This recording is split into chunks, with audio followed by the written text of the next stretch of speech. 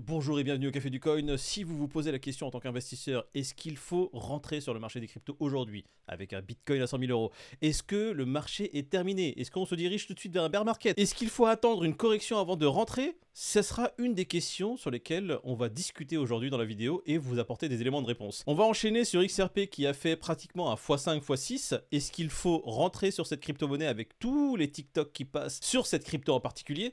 Et ensuite, on parlera de ce qui s'est passé cette dernière semaine où on a eu 3 ans condensés en quelques jours avec une correction, un rebond. Et y aura-t-il une autre correction? Et est-ce qu'elle sera pire? On va en discuter.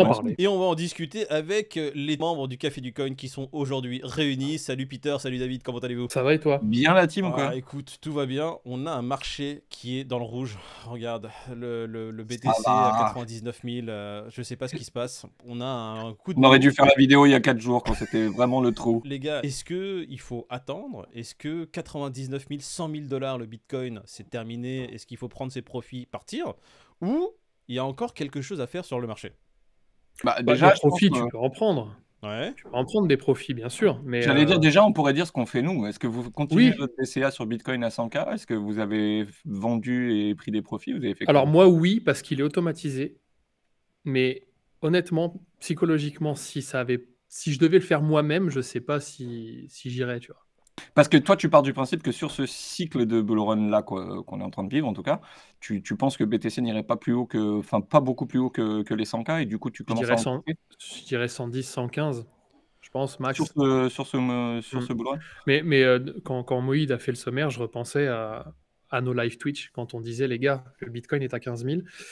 Bah, profitez-en, parce que c'est peut-être la dernière fois qu'il est à 15 000. Mais on nous posait la question à 25 Bitcoin, mais on va parler aussi de hype. Hein, j'ai oublié ça dans le sommaire, mais ouais, on va en parler juste après. Donc, et toi, Moïd, alors tu fais quoi avec Bitcoin? Comme je vous l'ai toujours dit, j'ai une poche qui ne bougera jamais sur Bitcoin, qui est bloquée pendant plus de 10 ans. Alors 10 ans, pour moi, c'est 2026. Fin 2026, je dois juste regarder ma poche Bitcoin qui a été bloquée pendant 10 ans, ce que je fais. Et par contre, j'ai une poche active sur laquelle j'ai pris un petit... Alors quand je vous dis petit épée, c'est même pas 10% de la poche active sur Bitcoin, sur laquelle j'ai pris des profits. Par contre, pourquoi petit? Parce que moi, je me place directement à l'opposé de David.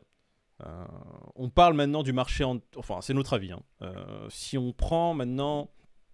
J'aime bien cette courbe qui était donnée partagée par Hightech Capital. Ouais, je l'ai vu, ouais. C'est une courbe qui est pour moi très intéressante. J'ai fait un tweet sur mon compte qui disait, pour comprendre ce qui va se passer sur le marché qui arrive, ça c'est pour tous ceux qui nous regardent et qui débutent peut-être, qui n'ont pas fait les précédents bull run, il suffit de regarder ce qui s'est passé avant en soi, parce que c'est un marché qui se répète. Donc on va remettre cette courbe qui va, somme toute, donner vraiment toute la ligne future.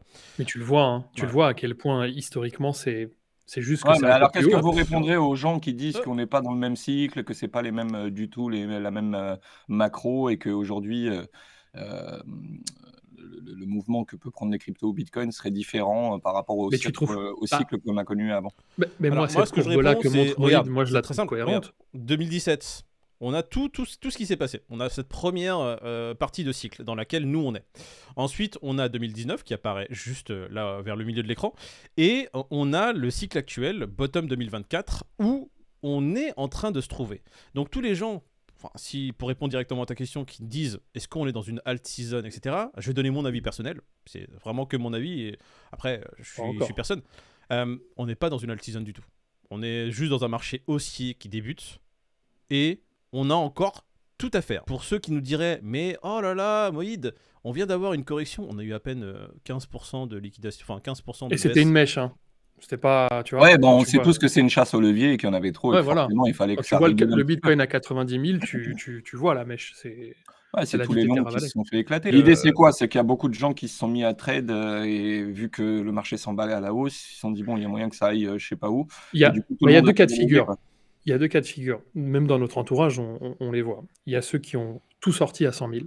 Ils se sont dit, voilà, c'est un goal. Ou à 95 ou 98. Voilà. Et puis, tu as ceux qui, quand il a fait 101, 102, 103, ils se sont dit, c'est bon, ça va continuer. Sauf que la montée, quand une montée est parabolique, tu sais forcément qu'il va y avoir une redescente. Et après, on va aussi prévenir les gens, c'est pas parce qu'on est dans un bull run qu'il n'y a pas de correction. Il faut savoir qu'on peut pas manger un moins 30 là pour s'amuser et prendre la liquidité qu'il y a sur le marché. Quand on est arrivé aux 100 000, Les news étaient tellement folles. On a eu des news des États-Unis qui annonçaient des réserves stratégiques en Bitcoin, et on le sait, d'un point de vue géopolitique, la nation États-Unis ne peut pas être la seule à avoir une réserve stratégique. Il y a d'autres nations qui vont suivre, et c'est un secret de polichinelle qui de toute façon, qui se partage partout dans le milieu. On a déjà des wallets nations qui existent, et des nations qui sont en train d'accumuler du Bitcoin actuellement. Ils ne l'ont mais simplement on pas. parle de Bitcoin saisi, qui revendrait ou qui garderait stratégiquement. On ne parle pas spécialement de wallets d'État qui achètent Si, stratégiquement moi je du parle de Bitcoin. wallet d'État, Peter. Je te le dis clairement. Oui, Ok, mais je veux dire, il n'y a que toi qui parles. Tu vois ce que je veux dire? Il n'y a aucune preuve formelle et claire qui dit qu'un État, sur des wallets privés, achète du Bitcoin. C'est des rumeurs. On sait que les États aujourd'hui ont du Bitcoin parce que c'est sur des saisies de sites du Darknet ou autres, Silk Road en particulier, machin. Donc il y a forcément, il y en a plein. Maintenant, de là à ce qu'un pays commence à constituer des réserves en Bitcoin, là, je peux vous dire que si on était sur une narrative d'institutionnels qui rentrent dans le marché, qui mettent de la liquidité avec les ETF et autres, déjà, vous voyez, BTC à 100K. Mais imaginez bien que si les pays commencent à faire des réserves stratégiques en Bitcoin, mais là, on n'est juste pas prêt. Donc, du coup, là, l'accélérateur qu'on va prendre, on n'est juste pas prêt. Je ne le vois pas pour ce cycle, personnellement. Voilà, c'est ce que j'allais dire. C'est quelque chose qui va se mettre en place et peut-être ça sera la narrative du prochain, j'en sais rien. Mais très clairement, ça peut être un game changer. Est-ce que les pays vont s'y mettre officiellement? Parce qu'on s'accorde à dire que ils en ont déjà et qu'ils s'y mettent depuis un moment. Et deuxième question, est-ce que ce serait là 2024-2025 ou 2028-2029-2030? Bon, ça serait pas choquant que des États en sous-main commencent à emmagasiner du Bitcoin. Mais non, mais en vrai, tous les trois, on est d'accord, les gars. Ça serait pas gênant. Là, avec Peter, ce qu'on dit, c'est est-ce qu'ils vont le dire de manière officielle? Voilà, de manière officielle, que l'argent va être injecté dans le marché. Parce que bien sûr qu'ils commencent à accumuler. Bien sûr, ils commencent à comprendre que le Bitcoin, c'est quelque chose. On va résumer. Les news américaines étaient tellement folles quand le Bitcoin a atteint 100K, elles n'étaient même pas mises en place, que des gens à 100K ont commencé à mettre des longues de folie. Et qu'est-ce qui s'est passé après avoir mis des longues de folie? Le marché a corrigé. De liquidation. En 10 jours, il y a eu du FOMO. Donc ceux qui à 100K se sont dit, oh putain, c'est maintenant. Ouais. Et du FUD, quand il était à 90, en mode, ah ça y est, le bull run, il n'aura pas duré longtemps. Tu vois, c'est ça. La culture de l'instant. Et c'est sain, les gars. Hein. C'est sain que ça arrive. Hein. C'est normal. C'est même léger, je dirais. Hein. C'est bio. Là, je peux vous dire que c'est doux. Hein. C'est sans gluten, les gars. Et pour XRP, ça va durer combien de temps là, XRP. Alors attends, on est sur le bottom de 2024 sur le graphique qui a été partagé par la tech. Normalement, les gens sont en bénéf. Alors, si vous avez acheté du XRP il y a 5 ans, il y a 6 ans, il y a 3 ans, normalement, vous êtes en bénéf. Si vous en avez acheté la semaine dernière, vous êtes en bénéf encore. En fait, il n'y a que des gens en bénéf sur XRP. Non, ceux qui ont acheté hier ne sont pas en bénéf. Merde, pas hier. Non, ATH. Mauvais timing hier. ATH, XRP, il a failli taper les trois. Qu'est-ce qu'on dit là? Moi, j'entends sur Twitter qu'il y a une narrative DinoCoin, quoi. Tous les anciens coins, les vieux DinoCoin là, qui se réveillent comme XRP. ADA, Litecoin. Ouais, voilà, tu vois les anciens, les vrais là, les vrais à l'ancienne qui étaient en train de mourir, tu sais, agonisants là. Ouais. Et puis paf, du jour au lendemain, ils se sont réveillés. C'est quoi la narrative là? Qu'est-ce qui se passe? Pourquoi ces anciens coins là, ils surperforment? Ce que je te dis, ils ont build. XRP et DinoCoin, je suis d'accord. Et ils ont build quoi? ADA, DinoCoin quand même. Oui, ADA, il a pump juste parce qu'il va rentrer. Je crois que c'est la mère au dino, tu sais, c'est le dino originel. Il va rentrer dans le gouvernement américain, il est en train de discuter avec Trump, donc dès qu'il fait une photo avec Trump, les gens se disent oh mon dieu, mais il va faire quelque chose, donc j'achète du ADA. XRP, en tout cas, je sais pas. Je vous ai mis 3 pointes là, j'ai fait 3 ronds sur les 3 Ponzi de XRP. Faites attention à ceux qui rentrent dedans. Commence pas. Commence pas à mal parler. Hein. On va se faire insulter, non les gars. Commence XRP, pas à mal parler, on te l'avait dit, hein, on est là. Hein.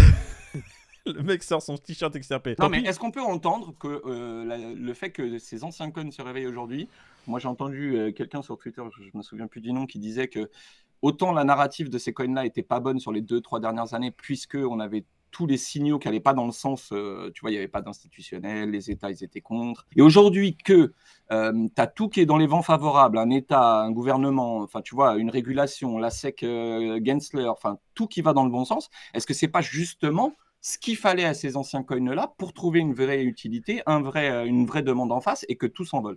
Est-ce que vous pensez véritablement qu'aujourd'hui, ce n'est que le début même quasiment pour ces coins-là? C'est ça qui est bien avec le Café du Coin, c'est qu'on a plus de 300 vidéos, ça fait quoi, 3 ans qu'on fait des vidéos, et par rapport à XRP, on le disait, les gars, XRP aujourd'hui c'est presque un truc niche, entre guillemets, hein. Mais à partir du moment où les gros vont l'adopter, parce qu'XRP c'est voué à, à péter au niveau des il y gros. avait le procès et tout ça. On qui le disait, bloquait un voilà. petit peu. Et Bon, on le disait, ça aidait pas. si les institutionnels commencent à s'y mettre, etc., peut-être que. Par contre, Moïd, il a toujours eu la même ligne de conduite, à savoir tokenomics, market cap. Pour que l'XRP atteigne, je sais pas, ne serait-ce que $20, faut Moi, y l'idée, aller. c'est que Tu vois. j'en ai rien à foutre qu'il aille à $20, je vais te dire la vérité. Moi, j'en ai pris un bac quand il était à 50 centimes. Aujourd'hui, Oui. je suis pas mécontent. Je vous cache pas que là, c'est à 2 doigts que je termine le bag, même pas de moon bag et tout, ou rien, tu vois. Peut-être attendre une correction Je serais pour toi, je le ruine. vendrais. Ouais, non, mais vraiment, histoire d'avoir je une, prends des une profits, petite en fait. correction ruine et tu vois, et voir un petit peu. Mais en attendant, la thèse qui dit que ces anciens coins-là, avec tous les éléments favorables qu'on a aujourd'hui, pourraient avoir finalement une fin heureuse, moi, je l'entends. Je dis pas que ça va se produire, mais je dis que c'est un scénario qui s'entend. Alors, Voilà. si tu veux pas Question te de la retrouver dans le scénario pas pentagone, hexagone, mais portfolygone, je te conseille vivement de prendre un J'avoue. léger profit. Non, mais je vous entends, les gars. Après, c'est vrai que je taquine XRP parce que j'aime bien taquiner XRP, mais c'est pas un projet qui me parle. Ça m'a jamais parlé. Et après, je me trompe sûrement. En tout cas, c'est vrai. félicitations à iOS, tous un peu ceux qui ont plus. gardé Ouais, leur bague et qui sont encore dedans et qui aujourd'hui en récoltent les fruits. J'espère qu'ils encaissent pour certains. Par contre, tu vois, ETH, j'ai rien pris pour l'instant. Parce que pour moi. Je n'ai rien à prendre. Non, mais- Non, TH, oui, mais il y a à prendre, les TH, gars, toujours, il a TH, fait je veux plus dire, qu'un x2 déjà. Vous êtes Celui Non, qui non, encaisse le TH maintenant, il a rien compris au délire. Oui, alors, exactement. Attention, ETH, moi j'ai un PRU à 870, je crois. Donc je pourrais prendre. Mais pour moi, c'est. Ça Oui, va. mais en fait, tu sais que là, il n'est pas dans ce que tu considères être le top. Donc, tu Voilà. sais qu'il a encore une marge de progression par rapport à c'est ça. Bitcoin, par exemple, qui est 2 fois plus énorme. Mais quand tu Donc, vois que le BTC, il a pulvérisé la TH, XRP a pulvérisé la TH, Dogecoin, il est pas loin. UOS, pardon. Mais je vous emmerde avec US.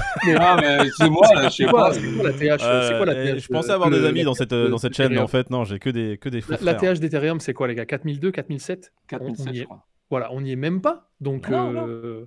C'est pour ça que je te dis, Ethereum, aujourd'hui, on voit bien qu'il est un peu délaissé. Tout le monde se fout un peu de sa gueule parce qu'il n'a pas les perfs sur lesquels on s'attendrait quand on voit un BTC à 100K. Clairement, Non, mais les qui gars, aurait dit dans son esprit il y a 2-3 n'oubliez ans pas que BTC, Vitalik se réveille. si je t'avais fait une prédiction, là, je t'avais dit BTC dans 3 ans, il est à 100K, combien tu vois Ethereum? Tu aurais dit Il y a 3 10 000 000. des brouettes? Jamais de 10 ta vie. Non, Ouais, voilà, mais c'est attendez, ça. les C'est gars, pour c'est ça pas que- fini. Il y a Vitalik Voilà, qui arrive c'est sur la scène de CryptoPixel. Oui, putain, c'est Voilà, énorme, ça. CryptoPixel va faire pump le TH à aller to the moon. 13K. Moi, Non, mais- chaque apparition de Vitalik me fait peur, hein, je vous le dis. Ouais, parce Chaque qu'en fait, apparition de ce mec-là mais me ça fait se trouve, il va annoncer extrêmement des choses, flipper. les gars. C'est pour ça qu'il est en train Ouais. de faire une petite campagne marketing. Il s'est dit, bon, bah, attends, je suis désolé. J'ai une communauté, elle est en train de m'insulter depuis maintenant 3 semaines, parce que ça fait 3 semaines que ça a commencé. Il faut que je fasse une apparition, il faut que je fasse quelque chose. On est censé faire un giveaway de fin d'année pour Noël et tout. Ah oui, Peter, Attendez. qui annonce le giveaway de Noël. Alors, c'est vrai qu'on n'a pas fait, nous, le calendrier de l'avant, mais on va faire un giveaway dans la période de calendrier de Noël. l'après, frérot. Avec aucun partenaire. Voilà. Des giveaways. Zéro juste avec partenaire. des trucs Si, que nous, un on a acheté. partenaire d'un Et nous, mec c'est quand nous, même. on se. Ah, Il y a si, monsieur, on a- monsieur M, on va l'annoncer aussi. Voilà. C'est pas un Millésime, partenaire forcément, monétaire, c'est et- juste un ami. Ah, bien entendu. Un très bon pote du cité. Dans les vidéos qui suivent, il y aura des indices pour pouvoir gagner certains articles qui seront réservés juste aux viewers de la chaîne YouTube. Vous aurez tout le détail du giveaway qui va apparaître cette semaine. Et puis, qu'est-ce qu'on peut annoncer? Les comptes à suivre. Bon, bah écoute, on va faire ça rapidement. Non, on va les annoncer sur la semaine prochaine. On va vous Allez. dire quels sont les Ouais. comptes à suivre sur Twitter pour ce bullrun. Il y en a 2 en particulier que j'aime beaucoup, qui me font très rire. Et Ouais, il y en a un. Ouais, je pense qu'on a tous les trois, on en a un. Ouais. C'est unanime. Il y a pas de question, c'est non, il y vrai en a 2 parce qu'en fait, je sais pas si c'est pas vraiment Asher qui est derrière ce compte.